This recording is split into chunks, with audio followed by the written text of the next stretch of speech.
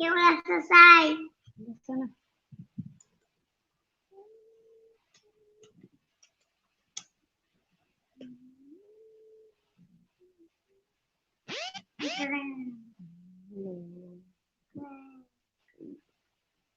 Ini juga keren. Lihat teks aja. Assalamualaikum warahmatullahi wabarakatuh. Semua. Apa kabar semua teman-teman?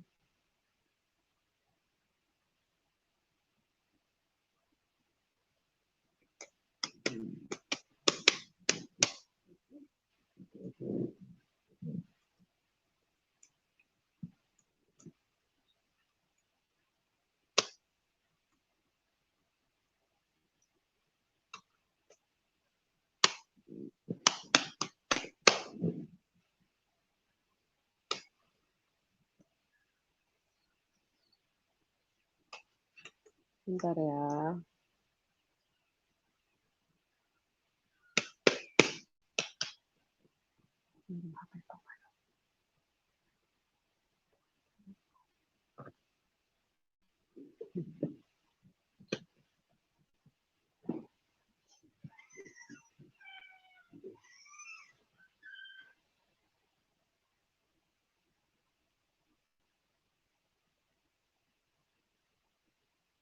Oke.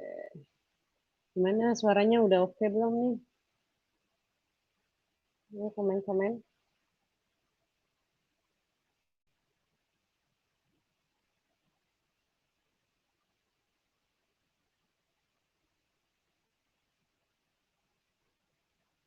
Ada yang dari Banjarbaru, Kalimantan Selatan.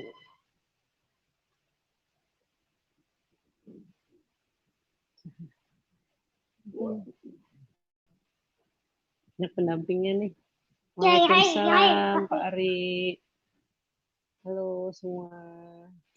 Alhamdulillah ya.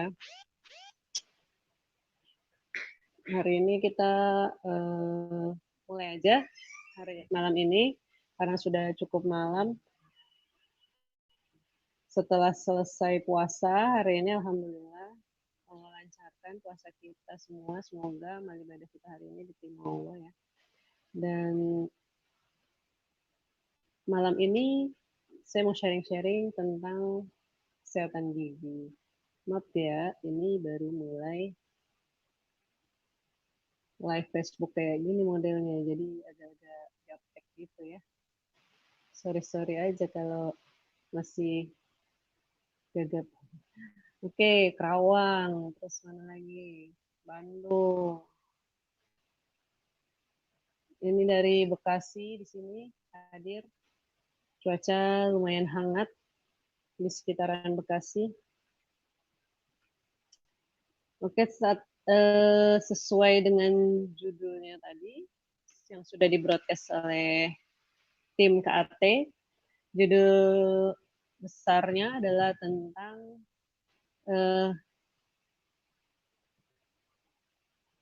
sakit gigi berlubang bisa berujung pada kematian. Nggak usah. Terima kasih. Anak-anak nih sibuk bolak-balik. Penasaran sama live. Wah, Taiwan, Sumedang, oke. Semoga apa yang saya sharingkan hari ini bisa bermanfaat ya.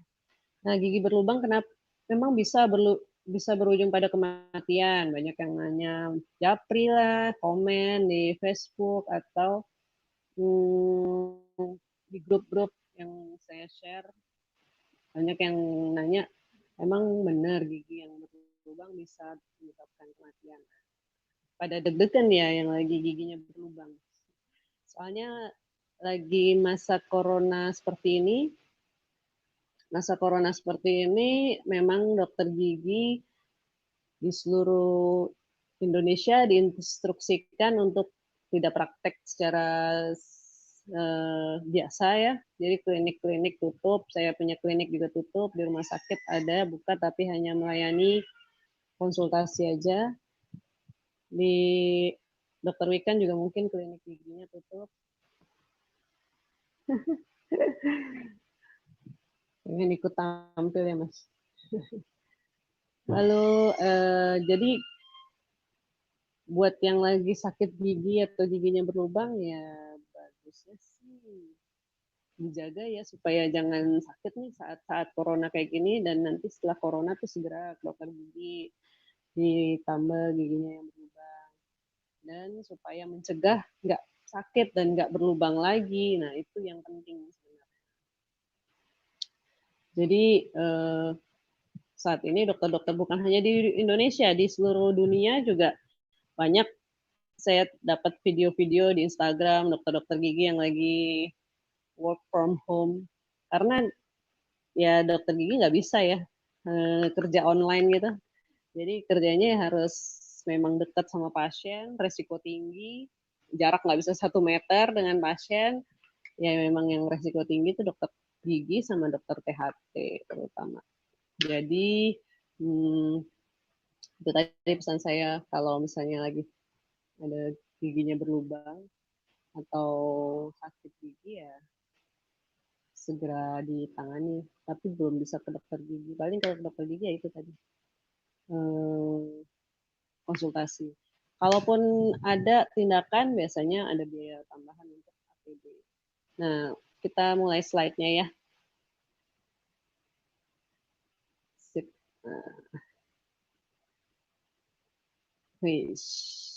Judulnya, jadi keajaiban air elektrolisis untuk kesehatan gigi dan mulut. Nah, ini nanti akan ada akan tahu bahwa di mana peranan air elektrolisis sih untuk kesehatan gigi dan mulut kita. Karena saat gigi berlubang, jadi saat gigi ini sudah rusak atau sudah berlubang, nggak bisa tuh namanya dia sembuh sendiri gitu. Beda sama jaringan tubuh kita yang lain, misalnya bahkan tulang gitu ya, yang keras juga di tubuh kita, tulang kalau patah, kita diemin aja misalnya, atau di pen atau di gips, itu didiemin akan tumbuh jaringan dan akan nyatu lagi. Beda sama gigi. Coba kalau gigi misalnya patah nih giginya, terus ditempelin, dipegangin aja, diemin gitu. Bakalan nempel lagi nggak? Ya nggak bakalan. Atau gigi udah bolong, kalau bolong terus didiemin berharap itu akan jadi utuh lagi, ya nggak bakalan. Itu gigi spesialnya dia nggak akan bisa regenerasi atau sembuh sendiri. Jadi pilihannya harus ditambal atau dicabut. Makanya salah satu yang paling baiknya adalah mencegah, jangan sampai lubang. Kalau udah lubang ya pasti harus ditambal atau dicabut. Nggak bisa lah sembuh sendiri. Kalau misalnya minum obat juga paling hanya menghilangkan rasa sakit. Gitu. Next-nya ya. Ini kita langsung masuk ke materi aja karena cuma 30 menit nih jatahnya.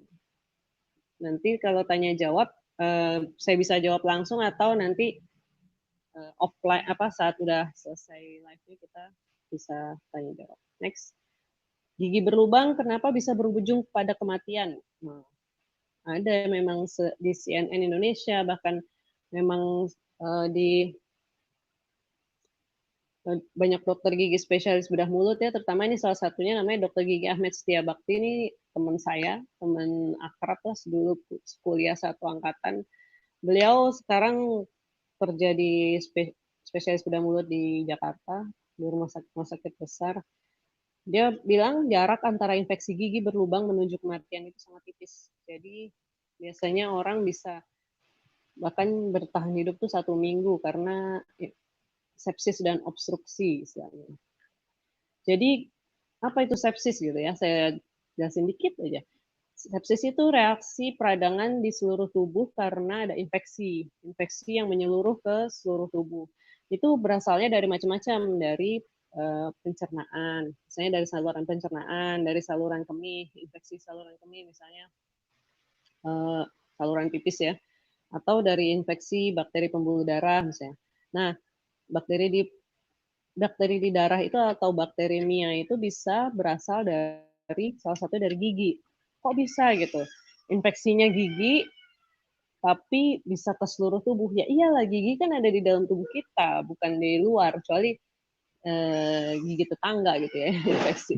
Gigi itu kan memang menyatu dengan keseluruhan tubuh kita dan menyatu dengan pembuluh darah kita. Jadi bakteri yang ada di dalam gigi yang berlubang atau gigi yang infeksi itu bisa menyebar ke dalam pembuluh darah dan menyebar ke pembuluh darah dan bisa menyebabkan kematian kita nanti.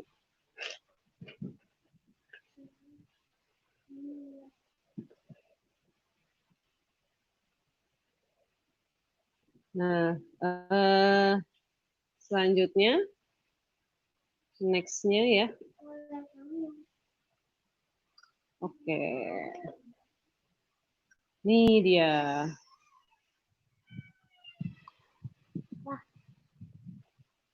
Kerusakan gigi dan gusi bisa menyebabkan pengaruhi kesehatan organ tubuh kita. Apa contohnya nih? Ini ada jurnalnya ya, bukan saya asal ngomong aja nih, karena emang ada penelitiannya bahwa bakteri yang ada di dalam gigi itu bisa menyebar ke seluruh bagian tubuh. Bahkan bisa memicu yang pertama nih daerah otak. Tulisannya mungkin nggak kelihatan ya, kecil. Tapi itu tulisannya ada yang paling atas, Alzheimer disease. Jadi penyakit Alzheimer atau kan Alzheimer itu kan pikun. Nah, bisa memicu terjadinya pikun. Terus ada ke jantung. Nah, kalau yang ke jantung ini bahayanya adalah ternyata bakterinya gigi itu mirip dengan sel jantung. Bahaya loh. Nanti kalau mirip dengan sel jantung, nanti tubuh kita salah serang. Yang diserang bukan bakterinya doang, ternyata sel jantungnya diserang. Itu sangat lumayan banyak lah ya kejadiannya. Jadi harus hati. Nah, selain itu ada bisa menyebabkan kelainan di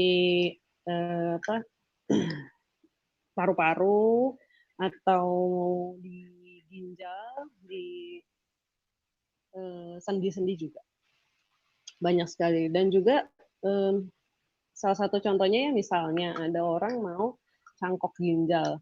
Biasanya sama atau cangkok jantung atau mau operasi jantung biasanya sama dokter di jantungnya itu akan di refer atau dirujuk ke dokter gigi untuk dicek apakah ada ada infeksi di giginya supaya nggak mempengaruhi saat operasi nanti kayak gitu.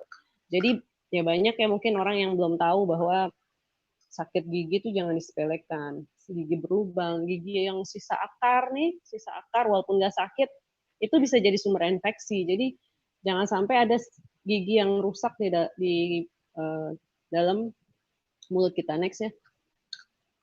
Selain itu gigi yang berlubang, next slide, kan. Selain itu gigi yang berlubang atau sisa akar gigi bisa mempengaruhi percayaan diri kita pastinya, ya kan? Kita nggak pede kan dengan gigi yang rusak, gigi yang nggak yang bolong gitu kan. Selain penampilan, pastinya bau mulut juga akan berbeda kalau ada gigi yang rusak, ada sisa-sisa makanan yang nyelip kayak gitu. Nah, ini sekilas untuk tahu bagaimana proses gigi yang berlubang. Jadi proses gigi yang berlubang itu harus ada bakteri dan harus ada makanan dan minuman yang sifatnya manis atau asam gitu. Jadi kalau harus ada nih dua-duanya bakteri dan makanan yang sifatnya manis dan asam. Akhirnya bakteri ketemu sama makanan yang manis akan terproduksi suatu zat asam itu yang akan mengkomposkan gigi. Jadi gigi sehat kena asam yang dihasilkan sama si bakteri dan manis-manis tadi akhirnya kalau terlalu sering intensitasnya akhirnya menyebabkan giginya berlubang gitu. Nah, gimana pencegahannya? Kita harus pencegahan dengan cara menghilangkan salah satunya, misalnya menghilangkan bakterinya gitu. Menghilangkan bakterinya dengan cara apa? Ya, dengan cara yang pertama sikat gigi. Lalu pastinya membersihkan karang gigi setiap 6 bulan sekali. Sikat giginya kapan? Nah, kalau puasa kayak gini, sikat giginya mau tidur nih, Habis ini mau tidur, sikat gigi yang bersih, terus sama setelah sahur, jangan lupa selalu sikat gigi. Kalau hari biasa, setelah sarapan sama sebelum tidur, wajib. Jadi kalau mau berangkat kerja, sekarang udah nggak kerja ya, tapi ya kalau di rumah ya yang ngemil terus, tetap aja ya di sarapan sikat gigi gitu ya. Jangan terlalu sering ngemil juga. Kalau giginya udah bersih kan jadi males ngemil harusnya. Kalau nggak ada bakterinya, nah membersihkan karang gigi, dan poin ketiga adalah mouthwash. Jadi setelah sikat gigi kita biasanya ada yang berkumur dengan cairan obat kumur gitu. Atau nah di sini bisa menjadi peranan dari air elektrolisis, baik yang sifatnya asam maupun yang sifatnya alkali. Nah, dengan tidak adanya bakteri, maka asam itu nggak akan kebentuk. Nah, kalau nggak ada asam yang kebentuk dari bakteri dan makanan yang manis, akhirnya nggak akan jadi gigi berlubang gitu. Itu mencegah gigi berlubang dengan cara seperti itu. Nah, di penelitian-penelitian yang ada saat ini, mouthwash ini sangat berperan. Jadi peranan mouthwash ini sangat penting ya, terutama nih ya, misalnya kalau orang yang nggak bisa menyikat gigi dengan baik. Misalnya orang yang eh, punya keterbatasan fisik, misalnya dia nggak bisa menyikat gigi dengan baik, atau anak kecil, atau orang tua yang susah untuk sikat gigi, atau ada orang yang ada di misalnya ICU yang nggak sadar dan itu susah dibersihkan giginya, akhirnya perlu namanya mouthwash. Dan juga untuk sehari-hari untuk membantu membersihkan bakteri yang tersisa dari setelah kita sikat gigi. Nah, yang pertama ada penelitian nih, efek antibakteri dari air elektrolisis pada bakteri mulut. Nah, ini penelitiannya tahun 2006. Jadi, air yang dipakai ini sebenarnya bukan air yang alkali ya, yang dipakai ini air yang, bukan air yang asam. Next-nya ya, ada tulisannya di bawahnya, bahwa berkumur dengan air alkali terionisasi 30 detik bisa mengurangi bakteri penyebab gigi berlubang. Nah, bisa mengurangi bakteri penyebab gigi berlubang. Itu menurut penelitian ya, bukan ngarang-ngarang. Jadi dia ngecek jumlah bakteri saat berkumur dengan air biasa atau dengan berkumur dengan air ionisasi. Nah, kalau dengan air ionisasi ini ternyata jauh berkurang si bakteri tersebut. Next-nya, itu 2006 penelitiannya. Kita setiap hari pasti ada, mungkin ya setiap hari pasti ada penelitian yang baru dari luar negeri. Next slide, ada penelitian yang terbaru tahun 2019. Tahun 2019 ada penelitian terbaru nih, Clinical Effect of Alkaline Ionization Water. Ini keren ya. Lihat deh nama penulisnya atau nama yang menelitinya. Namanya Burhanuddin Daeng Pasiga. Beliau sama Fuad Hussein Akbar. Saya kenal enggak? Saya nggak kenal. Tapi beliau ini dari Indonesia. Dari Fakultas Kedokteran Hasanuddin. Fakultas Kedokteran Gigi Hasanuddin. Universitas Hasanuddin di Makassar. Dan ini masuk ke jurnal internasional. Ini diterbitkannya 2019, jadi cukup baru. Kalau masa berlakunya, maksudnya jurnal itu nggak dibilang jadul, itu sekitar 10 tahun terakhir, jadi 2019 ini termasuk sangat baru ya. Beliau ini meneliti tentang efek air alkali yang terionisasi, spesifik ya, air alkali yang terionisasi digunakan sebagai obat kumur. Nah, itu dicek untuk melawan terjadi penurunan plak dental. Maksudnya plak dental itu jigong lah ya. Bahasa awamnya jigong, dental plak atau plak gigi yang ada di gigi orang-orang yang diteliti. Nah, beliau ini meneliti ke mahasiswa-mahasiswa Fakultas Kedokteran Gigi di Makassar. Mahasiswanya itu ya udah disesuaikan kondisinya udah disesuaikan, lalu beliau membandingkan efek dari si air alkali itu dari pH 7, pH 9 sama pH 11,5 dibandingkan dengan chlorhexidin. Nah, bukan yang sebelumnya dulu, Om. Masih yang slide sebelumnya. Sip.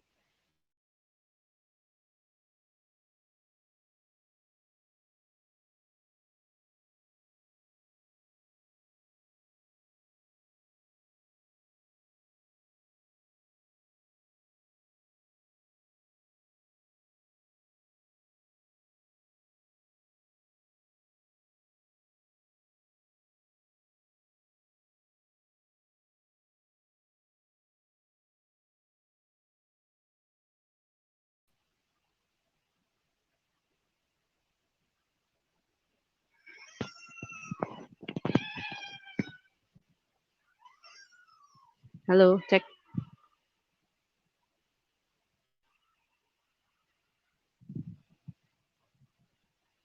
Halo, oh, oke, sorry, keputus sedikit. Nah, jadi si peneliti, lanjutkan ya, peneliti itu meneliti dari 3 jenis air pH 7, 9, sama 11,5, dibandingkan dengan orang yang berkumur dengan obat kumur chlorhexidin. Nah, chlorhexidin itu udah sangat-sangat populer lah ya di dunia gitu. Chlorhexidin itu merek dagangnya betadine gitu ya, betadine kumur. Nah, itu udah sangat umum dipakai hampir di seluruh dunia. Nah, ini dibandingkan, ternyata hasilnya efek setelah kumur itu dengan chlorhexidin dan air alkali itu nggak jauh beda. Jadi malah ada di pH 9, pakai pH 9 itu dia malah jauh lebih baik daripada pakai chlorhexidin. Jadi kesimpulan dari research yang ini bahwa air alkali ionisasi ini bisa digunakan sebagai obat kumur, pengganti obat kumur untuk sehari-hari. Next-nya, ini juga ada, ini yang alkalin ya. Nah, next-nya ini tentang perbandingan efek pencegahan pada mouthwash yang mengandung HOCl yang slightly acidic, jadi bukan yang asam 2,5, tapi beliau ini pakai yang asam pH-nya pH 4, jadi, dibandingkan dengan obat kumur chlorhexidin juga. Jadi kalau kita pakai mesin Kangen Water gitu ya, kan pencet yang 2,5, tapi jangan terlalu sampai increase flow, jadi dikencengin dikit pun ini ada efeknya ternyata.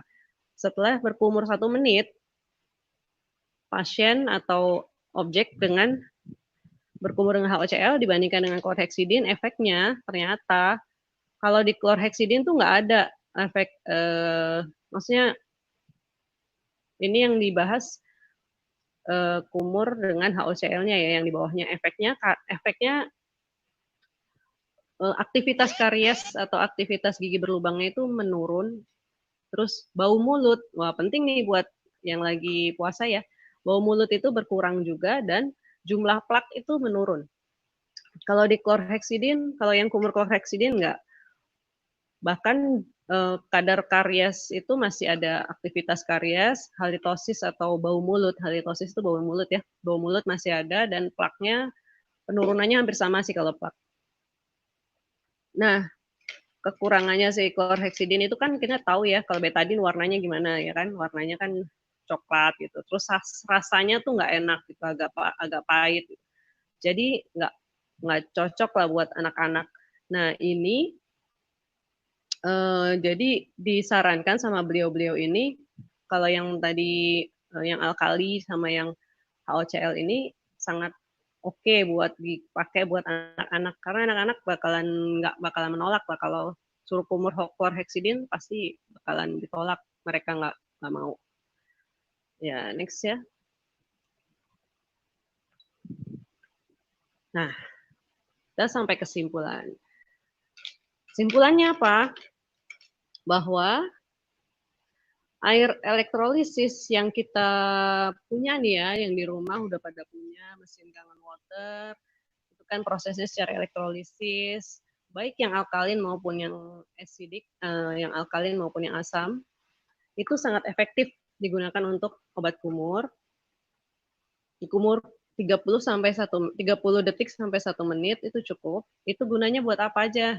Buat mengurangi bau mulut, menekan atau mengurangi kemungkinan karies, dan untuk mengurangi radang pada gusi. Jadi yang gusinya suka berdarah gitu ya, meradang, itu bagus kumur.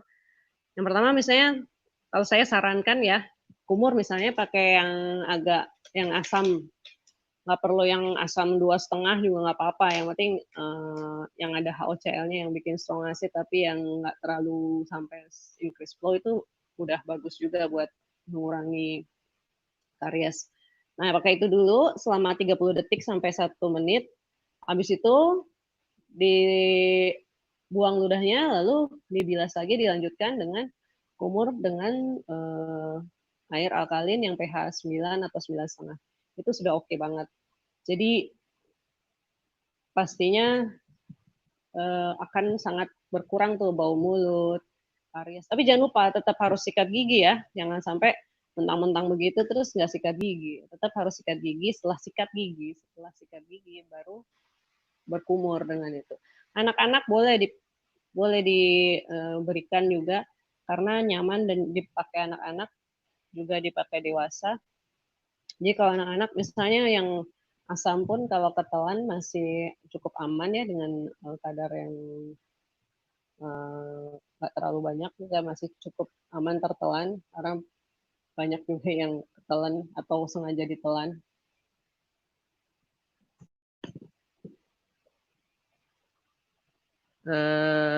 Oke. Beruntung banget memang punya mesin elektrolisis di rumah. Nah, jadi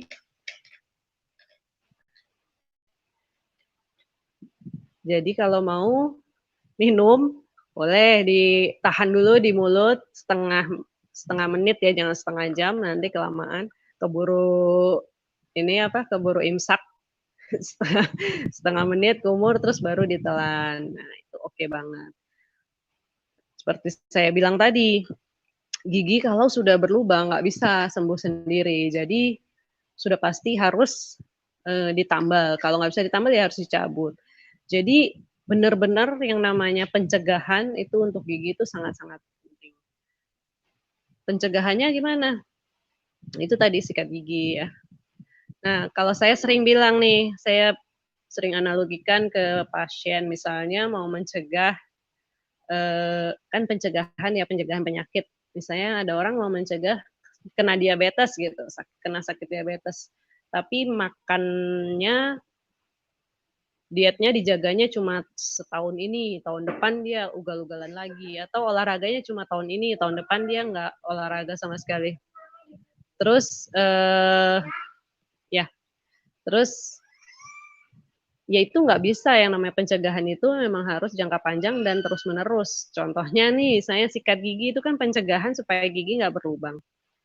Ada orang pengen giginya nggak berlubang, sikat giginya tapi dia tahun ini doang, tahun depannya nggak mau sikat gigi, kira-kira gimana? Giginya bakal kayak apa? Nggak usah dibayangin. Atau nggak usah dicontohin atau nggak usah dilakuin, nanti bahaya. Jadi kalau pencegahan itu memang harus terus dikerjakan, harus terus dilakukan, dan cari metode pencegahan penyakit yang paling mudah, paling gampang kita kerjakan, paling mudah juga dilakukan dari anak-anak sampai orang dewasa, sampai orang tua yang lagi sakit ini pun bisa melakukannya, yaitu pencegahannya salah satunya dengan minum air putih yang sehat. Karena kalau misalnya pencegahannya terlalu jelimet harus A sampai Z itu udah kebanyakan aturan, banyak kan udahlah, bukan hidup mau menikmati, bahasanya begitu. Gimana mau nikmat kalau sakit? Ya kan apalagi sakit gigi, wes. Ada yang mau nanya nggak nih? Kemarin banyak yang japri atau di komen di Facebook malah tanya tentang sakit gigi yang lubang dan lain-lain. Nah, ini dia keren. Kangen gathering. Nah, karena kita selalu ada di rumah nih sampai entah habis lebaran mungkin ya, mudah-mudahan sudah selesai WFH-nya. Nah, kita mendukung pemerintah dengan WFH dan lockdown. Kita juga akan tetap harus produktif dong ya di rumah, nggak boleh ongkang-ongkang kaki doang, rebahan doang, gitu, tapi tetap harus produktif. Nah, ini sarana belajarnya sudah disiapkan oleh ASIS, oleh Kangen Amazing Team. Kangen Gathering Online hari Minggu 26 April 2020 jam 1 siang. Pas banget ini habis zuhur, habis tadarusan, nyalain ini Facebook Live. Di mana ya? Di YouTube ya? Oh, live-nya di YouTube. Jadi pastikan Bapak Ibu kalau memang nanti mau ikut, nah 15 menit sebelumnya pastikan minta linknya ke pengundangnya. Nanti akan di-share link YouTube-nya oleh pengundangnya 15 menit sebelum live. Kenapa begitu? Ya memang peraturannya dari YouTube cuma boleh 15 menit sebelum live di-share, yang nggak bisa dari sekarang gitu. Jadi 15 menit sebelum live akan di-share linknya. Pembicaranya luar biasa. Ada Kang Wahyu dari Bandung, akan berkolaborasi dengan Mas Roni Rich dari Bogor. Kang Wahyu ini luar biasa ya, maksudnya banyak ilmu-ilmu yang saya banyak pelajari juga dari beliau. Pengen penasaran juga nih nanti ikut live-nya. Nah, Mas Roni Rich ini juga salah satu trainer dari Magnet Rezeki. Beliau survivor diabetes mellitus yang lumayan tinggi lah ya, 1.400-an, ya mungkin cuma beliau yang saya kenal yang gulanya sampai 1.400-an. Dan sekarang alhamdulillah sehat, beliau ada di Bogor, live Facebooknya bersama Kang Wahyu, kita saksikan ya nanti tanggal 26 April, hari Minggu, jam 1 siang. Nanti akan diingatkan terus oleh teman yang mengundang ke live hari ini. Nah, live KAT Health Talk seperti ini insya Allah akan rutin dilakukan setiap hari Jumat, insya Allah setiap Jumat malam, dan materinya akan berbeda-beda. Salah satunya kemarin, mungkin bisa dicek lagi di postingan-postingan sebelum-sebelumnya. Minggu lalu ada Dokter Sarah, minggu sebelumnya ada Dokter Angga, dan hari ini tentang kedokteran gigi. Mudah-mudahan apa yang saya sampaikan bisa bermanfaat. Ini ada yang bertanya ya, kalau kumur dengan pH 11, berkumur pH 11 bagus nggak gitu kan ya. Kalau giginya sakit bisa nggak diobati SA atau Kangen Water pH 9,5. Nah, benar kata Pak Afina, mencegah lebih baik. Saya pernah perawatan gigi di klinik gigi dan biaya dalam setahun bisa lebih mahal dari harga mesin Kangen Water. Iya Pak, betul. Apalagi sekarang dengan adanya corona begini, dokter gigi harus melengkapi diri dengan APD. Setahu saya per pasien, ada klinik teman saya per pasien itu bisa dikenakan tambahan charge sekitar 500.000 untuk APD-nya aja. Ya karena APD sekarang mahal banget ya. Masker aja satunya bisa 100 ribuan buat dokter sama buat perawatnya, sebelum bajunya segala macam. Jadi mencegah jauh lebih baik. Apakah kumur dengan pH 11 bagus juga? dari penelitian yang tadi orang Makassar tadi, dia juga menggunakan pH 11, tapi hasilnya sebenarnya kelihatan jauh lebih bagus di pH 9 gitu. Bagus nggak dia pH 11? Ya bagus juga. Kalau emang pH 11-nya banyak, ya silakan-silakan aja gitu. Nah, yang ada juga yang nanya nih, kalau giginya sakit apa bisa diobati dengan SA? Tergantung sakitnya gimana sebenarnya. Strong acid itu untuk mematikan kuman-kumannya, mungkin akan menekan jumlah bakteri yang ada sehingga akan mengurangi infeksi. Nah, pH 9,5 itu bisa berfungsi untuk mengurangi jumlah bakteri juga sama buat menekan, mengurangi radang gusinya. Itu bisa membantu untuk mengurangi sakit giginya. pH 11,5 juga bisa kalau lagi bengkak atau lagi meradang ya gusinya, pH 11,5 itu bagus juga buat untuk radang gusi. Tapi saya bilang lagi seperti tadi, ini hanya untuk mengobati atau mengurangi sakit ya, tapi tetap aja gigi yang berlubang itu akan makin parah gitu. Bukan berarti, wah yang penting udah nggak sakit nih, nggak usah deh gitu. Jangan gitu, karena suatu saat nih, misalnya kita lagi mau ujian gitu, tiba-tiba malam sebelumnya sakit gigi karena gigi lubangnya nggak ditambal gitu, atau harusnya udah nambal gigi tuh dari Januari, tapi ditunda-tunda sampai akhirnya ternyata kayak gini, corona, terus sakit gigi ya kan. Jadi menyiksa banget, bener.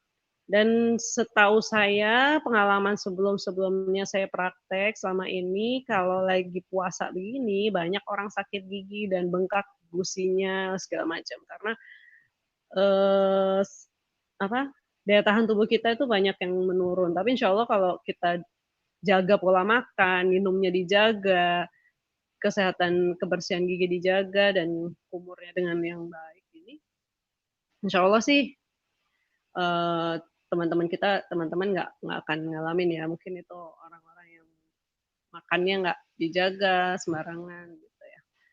Kalau tinggal akar giginya apa harus dicabut? Ya benar, harus dicabut. Nanti ya kalau setelah corona harus segera ke dokter gigi untuk cabut akar giginya, karena akar gigi itu berarti gigi yang sudah mati dan harus dicabut supaya nggak infeksi.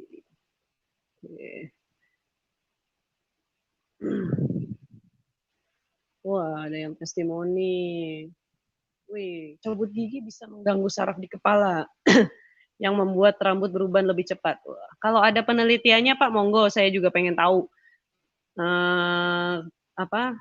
Apakah ada hubungannya antara cabut gigi dengan tumbuhnya uban? Nah, kalau ada penelitiannya, Pak, Bu, monggo bisa di-share Japri atau gimana ke saya, monggo. Tapi selama ini yang saya tahu, yang saya baca, so far belum ada hubungannya antara cabut gigi dengan uban atau, nah kalau cabut gigi bisa mengganggu saraf mata, ada yang kayak gitu kan, jadi takut cabut gigi karena takut kena saraf mata. Sebenarnya saat saat dicabut itu keadaannya tidak sedang infeksi yang akut, dan memang cabutnya ke orang yang tepat ya, maksudnya nggak sembarangan bilang ke tukang gigi atau apa.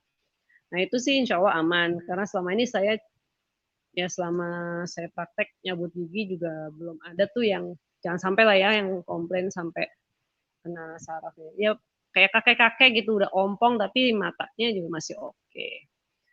Terus apalagi udah ya.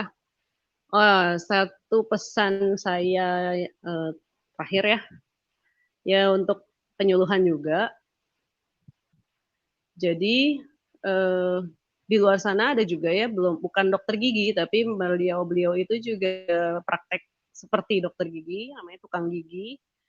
Nah itu suka melakukan praktek yang agak menyimpang ya. Jadi saya sih di sini karena banyak yang nonton, sekalian saya menyarankan sebaiknya jangan ke beliau-beliau itu ya, karena hasilnya kurang bisa dipertanggungjawabkan dan ujung-ujungnya kalau komplain ke dokter gigi, minta tolong dirapiin, dilepasin atau diapain. Jadi Itu terakhir pesan saya setelah kesimpulan yang lain-lainnya. Semoga apa yang saya ceritakan hari ini, apa yang saya sharingkan hari ini bisa bermanfaat buat Bapak Ibu semuanya, bisa bermanfaat buat anak-anaknya juga kelak, dan juga makin uh, makin sukses bisnisnya, dijaga sama Allah kesehatannya, nggak sakit gigi nih di saat giginya tetap sehat di saat COVID ini, dan jangan lupa setelah COVID selesai ini ya segeralah menemui dokter gigi